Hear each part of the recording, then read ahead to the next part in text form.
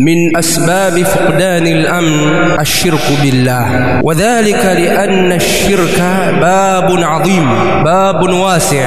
الذين آمنوا ولم يلبسوا إيمانهم بظلم أولئك لهم الأمن وهم مهتدون. ما وعد الله الذين آمنوا منكم وعملوا الصالحات ليستخلفنهم في الأرض كما استخلف الذين من قبلهم وليمكنن لهم دينهم الذي ارتضى لهم وليبدلنهم من بعد خوفهم أمنا يعبدونني لا يشركون بي شيئا. السبب الثاني من أسباب فقدان الأمن كفر النعمة. وضرب الله مثلا قرية كانت آمنة مطمئنة يأتيها رزقها رغدا من كل مكان. السلام عليكم ورحمة الله وبركاته.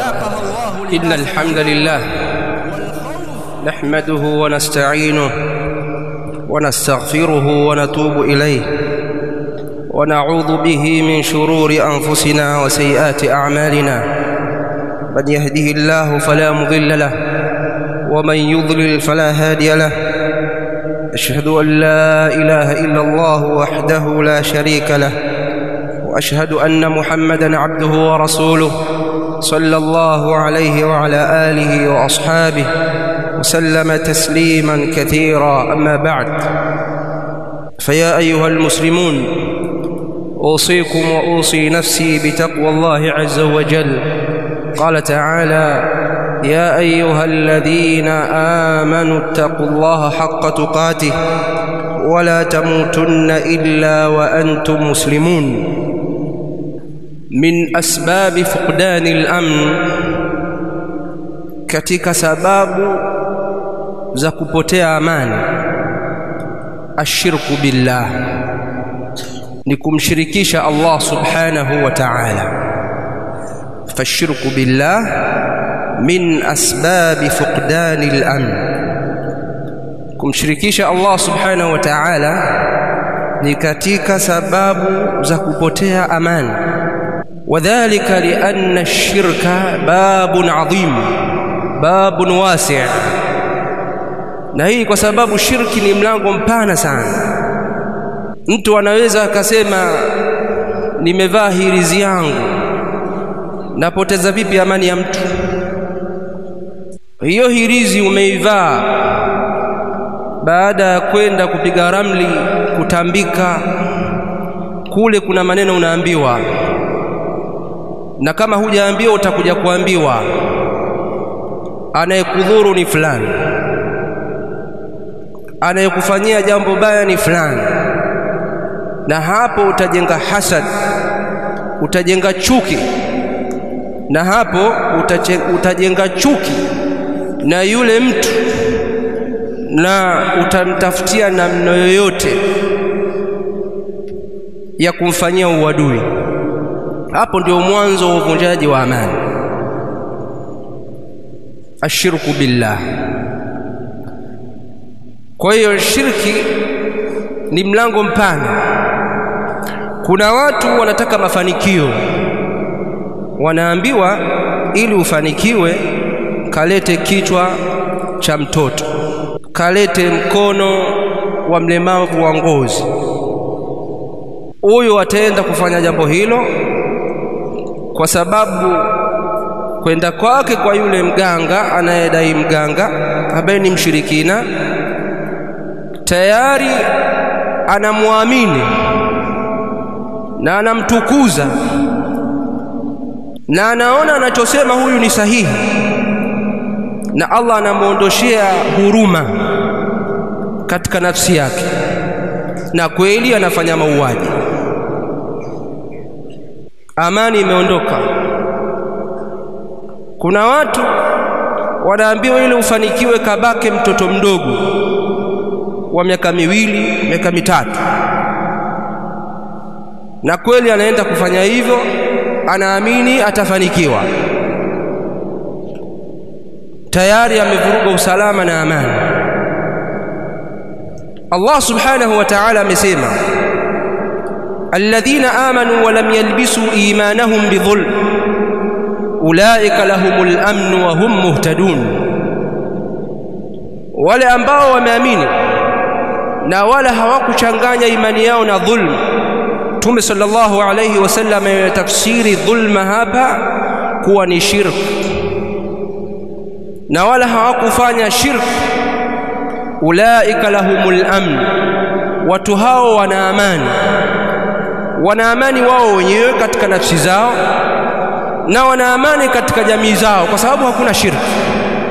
Hakuna atakayeua kiumbe kwa sababu ya kutafuta madaraka kupitia njia za kichawi, kwa sababu ya kutafuta pesa kupitia njia za kichawi, kwa sababu ya kutafuta cheo na kupandishwa vyeo katika makampuni na katika sehemu za kazi. Hakuna atakayefanya hivyo, kwa hiyo usalama utakuwepo. Hakuna atakayeua, atakayeroga, atakayepoteza uhai wa ndugu yake, wa mkewe, wa mke mwenza, wa hakaza. Jamii itakuwa na amani. Ashirku billah, kumshirikisha Allah subhanahu wa ta'ala, min asbabi fuqdani al-amn, ni katika sababu za kupotea amani katika jamii. Bali hata ahadi ya Allah subhanahu wa ta'ala ya kunusuriwa na kuridhishwa na dini yetu ni tutakapokuwa mbali na shirki. Allah subhanahu wa ta'ala anasema, wa'ada Allahu alladhina amanu minkum wa 'amilus salihat la yastakhlifannahum fil ard kama istakhlafa alladhina min qablihim wa la yumakkinanna lahum dinahum alladhi irtada lahum wa la yubaddilannahum min ba'di khawfihim amna ya'budunani la yushrikuna bi shay'a. Allah maahidi wale waamini na kutenda matendo mazuri kwamba atawapa ukhalifa katika ardhi, uongozi katika ardhi, na atawamakanishia dini ambayo Allah amewaridhia nayo, dini ya Uislamu. Watakuwa ni wenye kuifuata. wala yubaddilannahum min ba'di khawfihim amna, na atawabadilishia badala ya kuwa na hofu watakuwa na amani. Wakifanyaje? Yaabudunani la yushrikuna bi shay'a, watakuwa naniabudu bila kunishirikisha na chochote. Wakifanya hivyo basi watapata amani, watamakinishwa, watakuwa ni wacha Mungu sawa sawa, watapata uongozi na watakuwa waadilifu. Yaabudunani la yushrikuna bi shay'a. Kwa hiyo amani inakuja kwa kuacha shirki. السبب الثاني من أسباب فقدان الأمن، sababu ya pili katika asbabu za kupotea amani, kufru ni'ma, ni kukufuru neema za Allah subhanahu wa ta'ala. Allah ametuneemesha neema mbalimbali, tunahitajika tuzishukuru hizo neema, na kuzishukuru neema za Allah subhanahu wa ta'ala ni kumwabudu Allah subhanahu wa ta'ala. Kwanza ni i'tiraf, ni al-i'tiraf bihadhi ni'ma au an-ni'am, ni kukubali kuwa hizi ni neema za Allah subhanahu wa ta'ala, kwa hiyo uzilinde na kumwogopa Allah subhanahu wa ta'ala na kujiepusha na maasi. Hiyo ndio shukuru neema, huko ndio kushukuru neema. Kushukuru neema inaingia kulinda zile kheri ambazo Allah ametupa, neema ambazo Allah ametuneemesha. Mfano, tumeneemeshwa mazao mbalimbali, tuneemeshwa mvua, tuneemeshwa ardhi nzuri.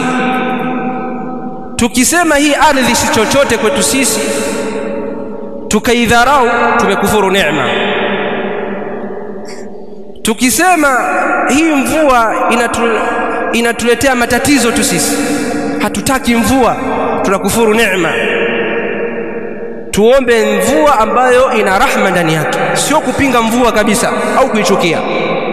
Huu ni mfano. Lakini miongoni mwa mifano ya kukufuru neema ni kutokubali na kuamini katika nafsi zetu kwamba sisi tuna amani. Kwa hiyo tukasema hii amani tuliyokuwa nayo ni bora ivurugike, bora tuanze upya, bora tuzichape, bora kinuke, bora tupambane. Na tunaona kwenye mitandao na kwingineko, wengine wanasema tarehe fulani tufanye kadhaa, turushe mawe, tutoboe matairi ya fulani na fulani. Wengine wanasema tuchome nyumba ya fulani, tuingie tukafanye kadha na kadha. Yani huu tulivu tuliokuwa nao sisi ni neema ambayo Allah ametupa. Ukitaka ujue kwamba ni neema ya Allah subhanahu wa ta'ala, mfano kuanzia, nazungumza eneo langu mimi, mfano kuanzia Chamazi mpaka Mbagala Charambe, hapa katikati kuna nyumba nyingi sana, lakini hakuna kituo cha polisi wala hakuna doria za polisi isipokuwa mara moja moja. Lakini watu hawauani, watu hawachinjani, watoto mitaani watatembea, hawapigani risasi hadharani wakaonekana. Kuna nchi huwezi kufanya hivyo. Kama kuna amani, kuna nchi ukitembea hatua 20 au hatua 100 unakutana na polisi na mtutu. Ndio maana kuna amani. Sisi alhamdulillah, hii amani iliyokuwepo ni kwa sababu ya utashi ambao Allah ametujalia sisi kuwa nao, kuamini kwamba nikimdhuru fulani haifai. Huo utashi Allah ameujalia kwa Muislamu na sio kwa Muislamu. Utashi huo ni neema, kwa sababu Allah akiondosha huo utashi katika nafsi zetu, anaweza akaingiza utashi kwa kuwa kama wanyama, watu wakawa wanarepiana hadharani, wanachinjana hadharani kama baadhi ya maeneo mengine. Kwa hiyo tukisema kwamba hii si neema, tukisema hili liondoke, tukisema kwamba haya mambo yanatupotezea muda kukaa na kutosema lolote na kutoandamana, tukisema kwamba jambo hili la utulivu halina maana yoyote, basi hiyo ni kufuru neema. Ushahidi wa hilo anasema Allah subhanahu wa ta'ala, wa daraba Allahu mathalan qaryatan kanat aminatan mutma'inna ya'tiha rizquha ragadan min kulli makan fakafarat bi an'ami Allah فأذاقها الله لباس الجوع والخوف بما كانوا يصنعون. na Allah anapiga mfano qaryatan, mfano wa kijiji ambacho kanat aminatan, kilikuwa na amani, mutma'innatan, kimetulizana. Tanzania mfano ina amani, imetulizana. Yatiha rizquha ragadan min kulli makan, hicho kijiji kinajiwa na riziki ragadan, kwa wepesi kabisa, min kulli makan, kutoka kila eneo riziki zinakuja. Fakafarat bi an'amillah, kijiji hicho kikakufuru neema za Allah subhanahu wa ta'ala. Miongoni mwa neema hizo amezitaja hapa amina mutmainna, miongoni mwa neema hizo ni amani. Hicho kijiji kikakufuru hii neema za Allah, ikiwepo hii amani. Faadhaqaha Allah libasa al-ju', Allah akaonjesha vazi la njaa, wal khawf, na hofu. Amani ikatoweka, amani ikatoweka, haipo. baada ya kukufuru, kusema ya nini hii? Na wala haina maana kwamba hicho kijiji kilipokuwa na amani, haina maana kwamba kulikuwa hakuna makosa yanatendeka, kulikuwa hakuna baadhi ya mambo ambayo si sawa yanatendeka. La, yalikuwepo. Hakuna binadamu akakaa sehemu ametulizana kama ambavyo malaika la ya'suna Allah ma amarahum, ma fi. Lakini umuman, ujumla wa amani ipo. Na Uislamu unapozungumzia umuhimu wa amani, haina maana kwamba unakiri fulani kudhulumiwa. Haina maana kwamba Uislamu unasema fulani auliwe, fulani adhulumiwe, fulani anyang'anywe haki yake. Lakini Uislamu umeweka ufafanuzi jinsi gani ya kukabiliana na mtu pale ambapo haki zao zimedhulumiwa. Akasema, man arada an yansaha lidhi sultanin fala yubdihi alania. Hadithi ya Mtume sallallahu alaihi wasallam. Anayetaka amnasihi kiongozi wake asimnasihi kwa wazi, walakin ya'khudhu biyadihi, lakini achukue mkono wake, yani akae naye faragha, wayakhluwa bihi, akae naye faragha, kisha amueleze tatizo lake, ima kwa barua au amfikie au kwa simu.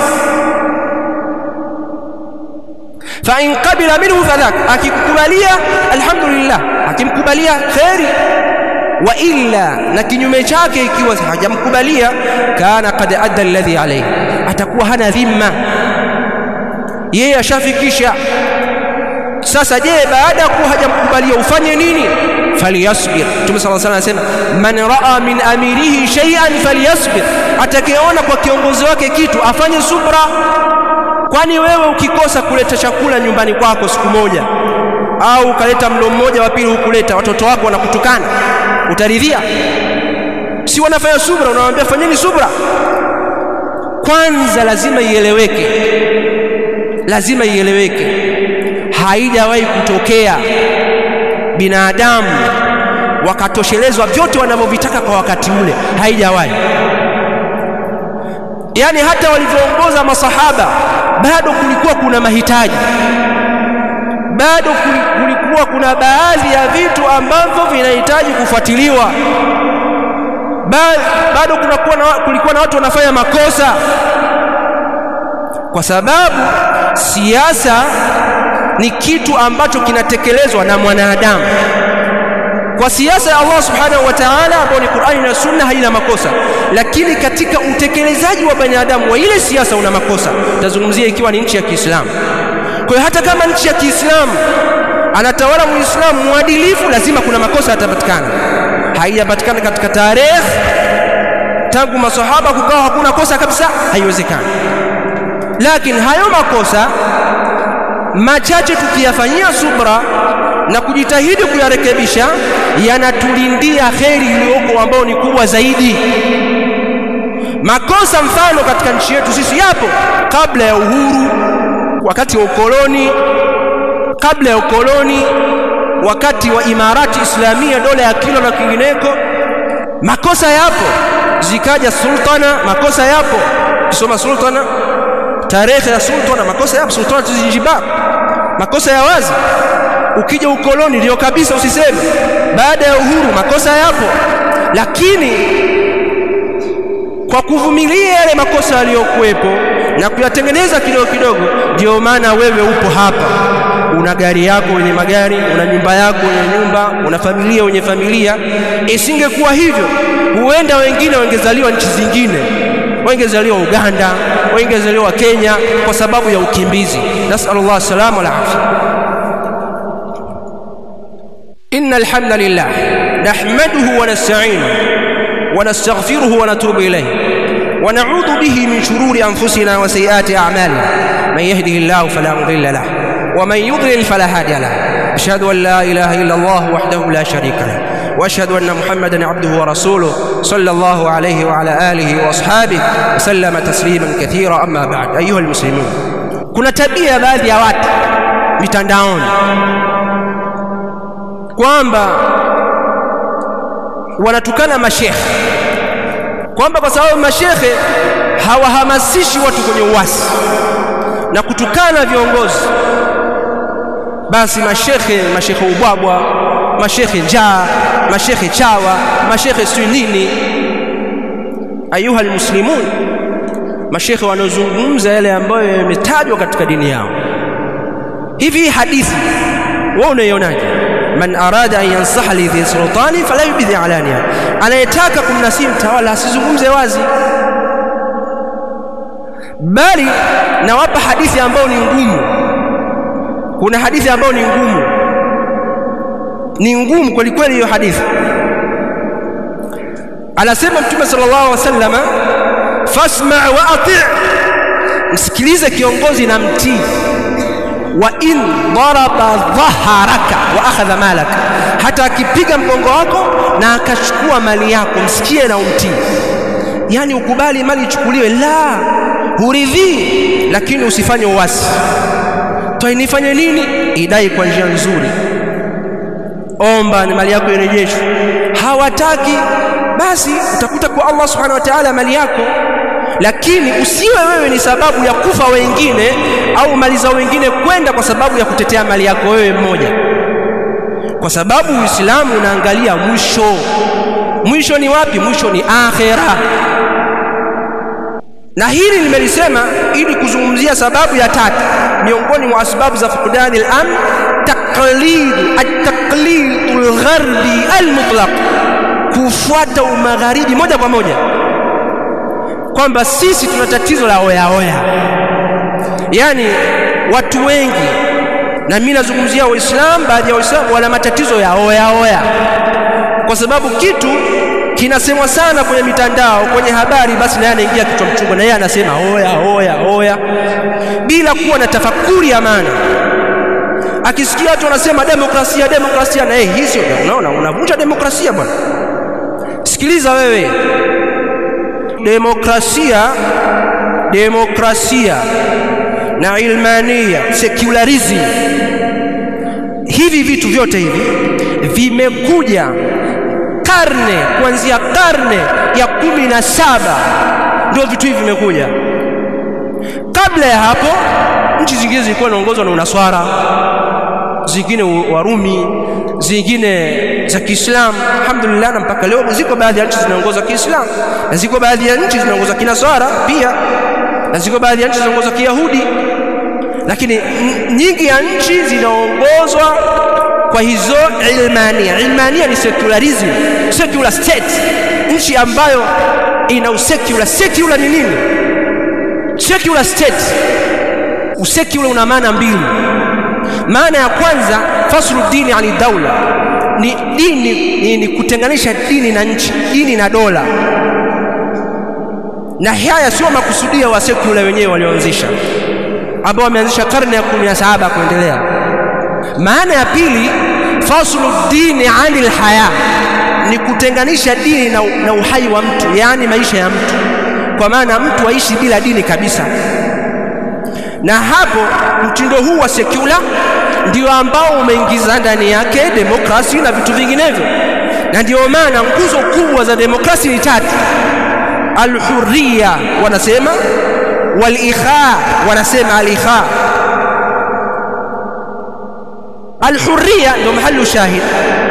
Al-hurriya, uhuru, maana yake wewe ni huru kuabudu unachokitaka, ni uko huru kula unachokitaka, uko huru kusema unachokitaka, kutukana unayemtaka, maadamu uko ndani ya mfumo wa demokrasi. Bali demokrasi maana yake hata yale ya haram katika dini yetu wamehalalisha.